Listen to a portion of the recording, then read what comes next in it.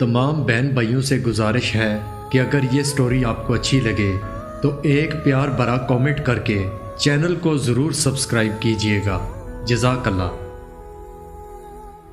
ایک بادشاہ محل کی چھت پر ٹہلنے چلا گیا۔ ٹہلتے ٹہلتے اس کی نظر محل کے نزدیک گھر کی چھت پر پڑی، جس پر ایک بہت خوبصورت عورت کپڑے سکھا رہی تھی۔ بادشاہ نے اپنی ملازمہ کو بلا کر پوچھا، کس کی بیوی ہے یہ؟ ملازمہ نے جواب دیا، بادشاہ سلامت، یہ آپ کے غلام کی بیوی ہے۔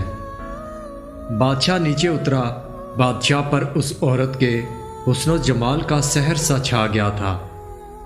اس نے اس عورت کے شوہر کو بلایا۔ شوہر حاضر ہوا تو بادشاہ نے کہا، میرا ایک کام ہے، میرا یہ خط فلاں ملک کے بادشاہ کو دے کر آؤ اور اس کا جواب بھی ان سے لے کر آنا۔ شوہر اس خط کو لے کر گھر واپس آ گیا۔ خط کو اپنے تکیے کے نیچے رکھ دیا، سفر کا سامان تیار کیا، رات گھر میں گزاری اور صبح منزل مقصود پر روانہ ہو گیا، اس بات سے لا علم کہ بادشاہ نے اس کے ساتھ کیا چال چلی ہے۔ ادھر شوہر جیسے ہی نظروں سے اوجھل ہوا، بادشاہ چپکے سے اس کے گھر پہنچا اور آہستہ سے اس کے گھر کا دروازہ کھٹکھٹایا۔ اس کی بیوی نے پوچھا، کون ہے؟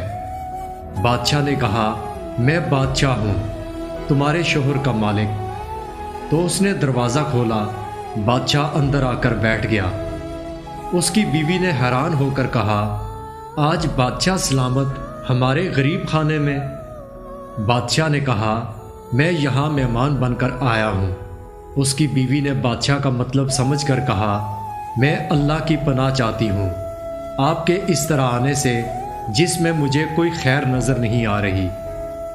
بادشاہ نے غصے میں کہا، اے لڑکی، کیا کہہ رہی ہو تم؟ شاید تم نے مجھے پہچانا نہیں، میں بادشاہ ہوں، تمہارے شوہر کا مالک۔ اس کی بیوی نے کہا، بادشاہ سلامت، میں جانتی ہوں کہ آپ ہی بادشاہ ہیں، لیکن بزرگ کہتے ہیں شیر کو اگرچہ جتنی بھی تیز بھوک لگی ہو لیکن وہ مردار تو نہیں کھانا شروع کر دیتا۔ اور کہا، بادشاہ سلامت، آپ اس کٹورے میں پانی پینے آگے ہو جس میں تمہارے کتے نے پانی پیا ہے۔ بادشاہ اس عورت کی باتوں سے بڑا شرمسار ہوا اور اس کو چھوڑ کر واپس چلا گیا، لیکن اپنے چپل وہیں پر بھول گیا۔ یہ سب تو بادشاہ کی طرف سے ہوا۔ اب اس کے غلام کو آدھے راستے میں یاد آیا کہ جو خط بادشاہ نے اسے دیا تھا وہ تو میں گھر پر ہی چھوڑ آیا ہوں۔ اس نے گھوڑے کو تیزی سے واپس موڑا اور اپنے گھر کی طرف لپکا۔ شوہر اپنے گھر پہنچا تو تکیے کے نیچے سے خط نکالتے وقت اس کی نظر پلنگ کے نیچے پڑے بادشاہ کے چپل پر پڑی، جو وہ جلدی میں بھول گیا تھا۔ شوہر کا سر چکرا کر رہ گیا اور وہ سمجھ گیا کہ بادشاہ نے اس کو صرف اسی لیے بھیجا تھا تاکہ وہ اپنا مطلب پورا کر سکے۔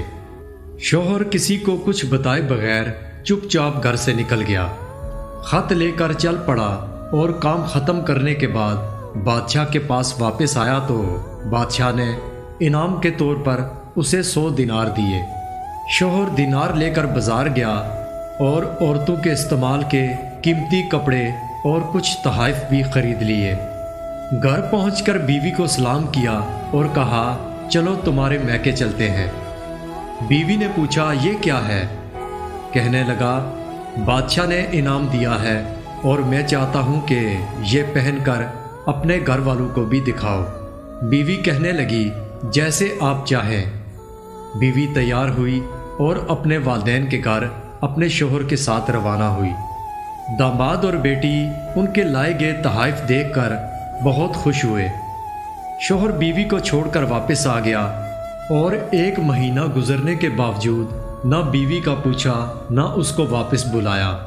پھر کچھ دن بعد اس کے سالے اس سے ملنے آئے اور اس سے پوچھا، آپ ہمیں ہماری بہن سے غصے اور ناراضگی کی وجہ بتائیں یا پھر ہم آپ کو قاضی کے سامنے پیش کریں گے۔ شوہر نے کہا، اگر تم چاہو تو کر لو، لیکن میرے ذمہ اس کا ایسا کوئی حق باقی نہیں جو میں نے ادا نہ کیا ہو۔ وہ لوگ اپنا کیس قاضی کے پاس لے گئے تو قاضی نے شوہر کو بلایا قاضی اس وقت بادشاہ کے پاس بیٹھا ہوا تھا۔ لڑکی کے بھائیوں نے کہا، قاضی صاحب، ہم نے ایک سرسبز باغ، درخت پھلوں سے بھرے ہوئے اور ساتھ میں میٹھے پانی کا کنواں اس شخص کے حوالے میں دیا تو اس شخص نے ہمارا باغ اجاڑ دیا، سارے پھل کھا لیے، درخت کاٹ لیے اور کنویں کو خراب کر کے بند کر دیا۔ قاضی نے شوہر کی طرف متوجہ ہو کر پوچھا، ہاں تو لڑکے تم کیا کہتے ہو اس بارے میں؟ شوہر نے کہا، قاضی صاحب، جو باغ مجھے دیا گیا تھا وہ اس سے بہتر حالت میں نے انہیں واپس کیا ہے۔ قاضی نے پوچھا، کیا اس نے باغ تمہارے حوالے ویسی ہی حالت میں واپس کیا ہے جیسے پہلے تھا؟ انہوں نے کہا، ہاں ویسی ہی حالت میں واپس کیا ہے، لیکن ہم اس سے باغ واپس کرنے کی وجہ پوچھنا چاہتے ہیں۔ قاضی نے شوہر سے کہا، تم کیا کہنا چاہتے ہو؟ شوہر نے جواب دیا، قاضی صاحب، میں نے باغ کسی نفرت کی وجہ سے نہیں چھوڑا، بلکہ اس لیے چھوڑا کہ ایک دن میں باغ میں آیا تو اس میں نے شیر کے پنجوں کے نشان دیکھے، تو مجھے خوف ہوا کہ شیر مجھے کھا جائے گا، اس لیے شیر کی وجہ سے میں نے باغ میں جانا بند کر دیا۔ بادشاہ جو ٹیک لگائے یہ سب سن رہا تھا اور اٹھ کر بیٹھ گیا اور کہا، اپنے باغ کی طرف امن اور مطمئن ہو کر جاؤ، واللہ اس میں کوئی شک نہیں کہ شیر تمہارے باغ میں آیا تھا، لیکن وہ وہاں پر نہ تو کوئی اثر چھوڑ سکا، نہ ہی کوئی پتا توڑ سکا اور نہ ہی کوئی پھل کھا سکا۔ وہ وہاں پر تھوڑی دیر رہا اور مایوس ہو کر لوٹ گیا، اور خدا کی قسم، میں نے کبھی تمہارے جیسے باغ کے گرد لگی مضبوط دیواریں نہیں دیکھی۔ تو شوہر اپنے گھر لوٹ آیا اور اپنی بیوی کو بھی واپس لے لیا۔ نہ تو قاضی کو پتہ چلا اور نہ ہی کسی اور کو کہ ماجرا کیا تھا۔ کیا خوب بہتر ہے اپنے اہل و عیال کے راز چھپانا تاکہ لوگوں کو پتہ نہ چلے، اپنے گھروں کے بید کسی پر ظاہر نہ ہونے دو۔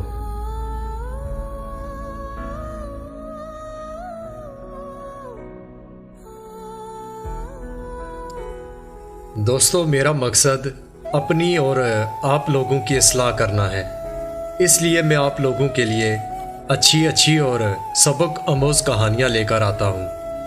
جن دوستوں نے میری ویڈیو کو پورا دیکھا ہے ان سے گزارش ہے کہ پلیز کامنٹ کر دیں۔